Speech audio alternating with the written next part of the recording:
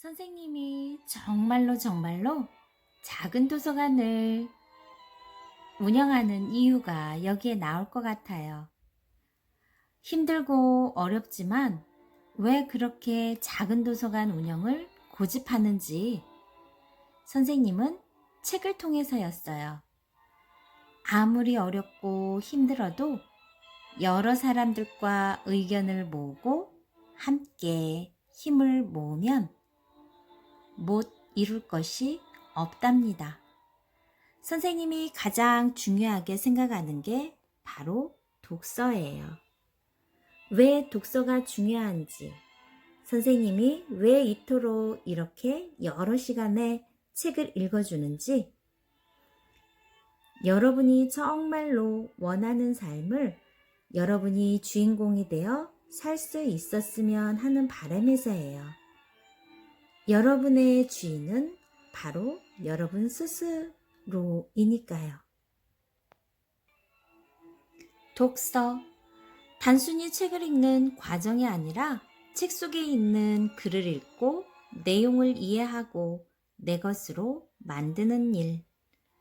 주위가 엄청나게 시끄러운데도 집중할 수 있고 책을 읽느라 그 소리를 듣지 못하는 것. 과거와 미래를 전부 볼 수 있게 해주는 신기한 타임머신. 성공의 자동 판매기이자 꿈을 이루어주는 엘리베이터. 여러분들에게 독서란 무엇인가요? 여러분이 독서에 대한 정의를 한번 내려보세요. 독서를 마음에 담은 사람, 벤 카슨. 독서는 꼴찌를 1등으로 변화시키는 마법을 가지고 있대요. 독서는 꼴찌를 1등으로 변화시키는 마법을 가지고 있대요. 세계 최고의 외과의사, 신의 손이라 불리는 벤 카슨 박사. 그는 머리가 붙은 샴 쌍둥이를 분리하는 수술에 최초로 성공한 위대한 의사입니다. 그는 30대 세계적으로 유명한 존스 홉킨스 병원의 소아신경외과의 과장이 되었어요. 하지만 미국 디트로이트의 빈민가에서 태어난 그의 어린 시절은 가난하고 힘든 생활의 연속이었죠. 그는 초등학교 시절 피부가 검다는 이유로 친구들에게 따돌림을 당했고 시험 성적은 늘 꼴찌였어요. 초등학교 5학년 때까지는 구구단을 외우지 못해 선생님으로부터 가능성이 전혀 없는 아이라는 소리를 듣기도 했죠. 그러나 벤 카슨의 어머니는 꼴찌 성적표를 받아온 어린 아들에게 이렇게 말했습니다. 벤, 비록 지금 너는 공부를 잘하지 못하지만 내게 더 많은 재능이 있단다. 엄마의 생각에는 너의 숨겨진 재능을 가장 빨리 발견할 수 있는 곳은 도서관인 것 같아. 도서관에 가서 일주일에 한 권씩 책을 읽고 독후감을 써보는 게 어떨까? 그날 벤 카슨은 처음으로 도서관을 찾았습니다. 처음에는 어머니의 손에 이끌려 도서관에 갔지만 점점 도서관에서 책을 읽는 것이 너무나 즐거워졌습니다. 그러던 어느 날이었습니다. 교실에서는 과학 수업이 한창이었습니다. 선생님께서 동그란 돌을 들고 학생에게 물었습니다. 얘들아, 너희들 중에 이 돌의 특징을 알고 있는 사람 있으면 발표해 보겠니? 다른 친구들이 멀뚱멀뚱 선생님만 바라보고 있을 때 벤 카슨이 손을 번쩍 들었습니다. 그는 며칠 전 도서관에서 읽은 책에 있던 돌멩이에 관한 지식들을 쏟아냈습니다. 반 친구들에게서 환호성이 터져나왔습니다. 그날 이후부터 독서는 벤 카슨이 가장 즐겨하는 일이 되었고 책은 벤 카슨의 가장 친한 친구가 되었습니다. 그는 한 중학교에 연설가로 초청받았을 때 이런 말을 했어요. 나는 5학년 때까지는 학교 전체에서 경쟁 상대가 없을 정도로 공부를 못하는 아이였습니다. 아무도 내가 똑똑하다고 생각하지 않았습니다. 하지만 나는 지금 세계에서 가장 유명한 병원의 의사가 되었습니다. 나를 바꾸어 놓은 것은 바로 책이었습니다. 독서는 청소년 시절 나의 가장 친한 친구였습니다. 그 친구가 나를 바꾸어 놓았습니다. 책은 공부보다는 꼴찌였던 벤 카슨을 전혀 다른 사람으로 변하게 만들었습니다. 그는 비록 공부는 잘하지 못했지만 독서를 통해 학교에서 배운 것과 비교할 수 없이 많은 지식을 얻었던 것입니다. 그는 비록 공부는 잘하지 못했지만 독서를 통해 학교에서 배운 것과 비교할 수 없이 많은 지식을 얻었던 것입니다. 여러분들도 경험이 있지 않나요? 여러분이 책에서 읽었던 것을 학교 수업 시간에 선생님이 질문을 하면 손을 번쩍 들고 대답했던 기억을. 여러분이 아는 만큼 수업 시간은 재밌어지죠. 어때요? 책 많이 읽을 거죠? 독서가 내 인생을 바꾸어 놓았다고 한 사람이 또 있어요. 누구일까요? 네, 여러분들이 이야기한 것들 정답이에요. 그 중에서도 선생님이 들려줄 이야기는 오프라 윈프리예요. 미국 시사 주간지 타임이 선정하는 세계를 만드는 100인에 매년 이름을 올리는 여자. 미국의 경제 전문지 포브스가 선정한 2008년 대중문화계 최고 갑부 여성 20인에 1위로 선정된 여자. 바로 토크쇼의 여왕 오프라 윈프리입니다. 그녀가 지금까지 모은 재산은 무려 15억 달러가 넘는데요. 우리 돈으로 1조 4천억 원이 넘는데요. 하지만 그녀의 어린 시절은 온갖 불운으로 가득 찼었어요. 흑인인 그녀는 인종차별이 사라지지 않았던 1954년에 미국 미시시피주에서 태어났어요. 오프라 윈프리는 가난하게 자랐고 부모님과 친척들에게는 학대를 받았어요. 그리고 부모님이 이혼하면서 방황하는 사춘기 시절을 보내야 했죠. 14살이라는 어린 나이에 아이를 가졌는데 그 아이는 곧 죽었어요.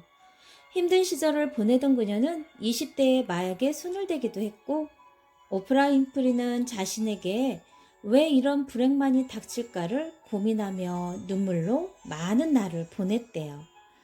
그러나 자신의 처지를 원망하는 것은 아무 도움이 되지 않았어요. 언제까지나 이렇게 나의 불행만 탓하고 있을 수는 없잖아.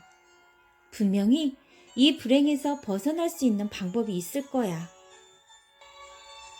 그녀는 자신의 불행을 끊어낼 방법을 찾기 시작했어요. 그래, 책을 통해 다른 사람은 이런 어려움을 어떻게 헤쳐나갔는지 알아보자. 오프라 윈프리는 밥을 먹으면서도 손에서 책을 놓지 않을 정도로 책벌레가 되어갔어요. 적어도 일주일에 2번씩은 도서관을 찾아가 책을 읽고 그것을 기록으로 남기는 일을 시작했죠. 많은 독서량은 그녀를 점점 똑똑하게 만들었고 사람들은 하나둘 그녀를 인정하기 시작했어요. 오프라 윈프리는 30대가 되어 자신의 이름을 내건 오프라 윈프리 쇼라는 토크쇼를 진행하게 됩니다. 그녀는 이 쇼로 미국뿐만 아니라 전 세계 사람들에게 사랑을 받는 방송인이 되었어요. 1986년부터 지금까지 계속되고 있는 오프라 윈프리 쇼는 미국 전역에서 3천만 명이 시청하고 전 세계 109개국에서 방송되며 많은 사랑을 받고 있죠. 그녀는 자신의 프로에서 오프라의 북클럽이라는 코너를 진행하면서 책을 소개하기 시작했어요. 독서가 내 인생을 바꾸었습니다. 라는 그녀의 말에 사람들은 그 코너에서 소개되는 책을 사서 읽기 시작했고 소개되는 책은 곧 베스트셀러가 되었죠. 가난하고 불행했던 자신의 삶을 통째로 바꿀 수 있었던 오프라 윈프리의 비밀 열쇠는 바로 독서였어요. 나는 책을 통해 세상에 나처럼 사는 사람이 또 있다는 걸 알았다. 독서는 내게 희망을 주었다. 책은 내게 열려진 문과 같았다. 사람은 책을 만들고 책은 사람을 만든다. 광화문에 있는 대형 서점 교보문고의 벽면에 걸려있는 글이었어요. 이 글은 교보생명의 전 회장이었던 신용호의 생각을 적어놓은 글이죠. 땅값이 엄청나게 비싼 서울 한복판에 커다란 서점을 만들었을 때 사람들은 고개를 갸우뚱했어요. 하지만 신용호 전 회장은 이렇게 이야기했죠. 사람은 그 무엇보다 소중한 자원입니다. 그런 사람을 만드는 것은 책이죠. 신용호 회장뿐만 아니라 역사에 남은 성공한 사람들 중에는 책을 사랑한 사람이 많아요. 나폴레옹은 전쟁 중에서도 손에서 책을 놓지 않았고 세종대왕은 눈병에 걸려서도 책을 읽었죠. 여러분들도 책과 친해질 수 있는 방법 알려줄게요. 첫 번째로 여러분이 할 일은 읽을 책을 고르는 거예요. 먼저 여러분이 좋아하는 책부터 읽어보세요.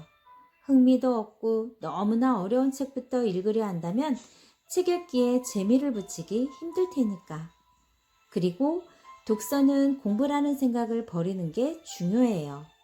공부라고 하면 여러분들도 모르게 지겹고 어렵다는 생각이 들거든요. 하지만 여러분이 시간 날 때 즐겁게 할 수 있는 취미 활동이라고 생각하면 그 재미와 효과는 몇 배가 될 거예요. 마지막으로 책을 읽고 난 이후에는 기록을 남기는 것이 중요해요.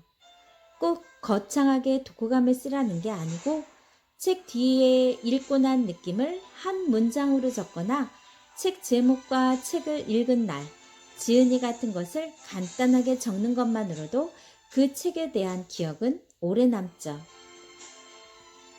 마이크로소프트사의 창업자인 빌 게이츠의 말을 되새기면서 독서를 여러분 인생의 첫 번째 습관으로 삼는 여러분이 되었으면 좋겠어요. 하버드대 졸업장보다 독서하는 습관이 더 중요하다. 우리는 책을 통해 직접 경험할 수 없는 것들을 간접적으로 체험합니다. 많은 독서는 마음의 에너지를 만들어내는 가장 훌륭한 발전소입니다. 어때요?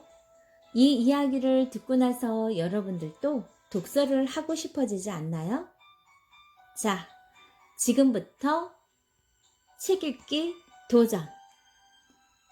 독서를 통해서 여러분 마음속에 지식 창고에 차곡차곡 쌓아놓고 여러분들이 힘들 때마다 조금씩 펼쳐볼 수 있는 지혜를 많이 만들어 놓으세요. 독서는 여러분의 가장 훌륭한 발전소입니다. 마음의 에너지를 만들어내는 훌륭한 발전소, 바로 독서입니다.